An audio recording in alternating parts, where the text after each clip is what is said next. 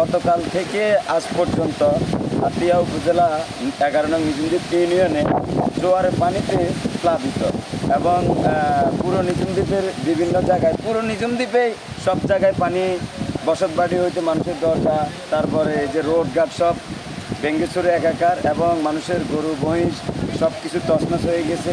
নিজুমদ্বীপের চারপাশে বেড়িবাঁধ না থাকার কারণে এই জনদুর্গম সৃষ্টি হয়েছে। আমরা বিগত দীর্ঘদিন ধরে দেখে আসছি এই নিজুমদ্বীপে কোনো ভালো একটা রাস্তাঘাট নাই, কোনো একটা বেড়িবাঁধ নাই, না থাকার কারণে মানুষ বিভিন্ন দুর্যোগ এবং ঘূর্ণিঝড় হলে মানুষের খুব ভোগান্তি হয়।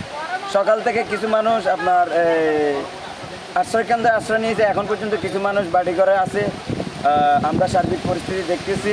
তবে বিশেষ করে সবার কাছে একটা অনুরোধ থাকবে, যদি সামনের ভবিষ্যতে আমাদের নিজুমদ্বীপ ইউনিয়নে একটা বেড়িবাঁধ করার সিদ্ধান্ত নেওয়া হয়, তাহলে আমাদের এই দুর্যোগ এবং দুর্গম থেকে আমরা রক্ষা পাবো।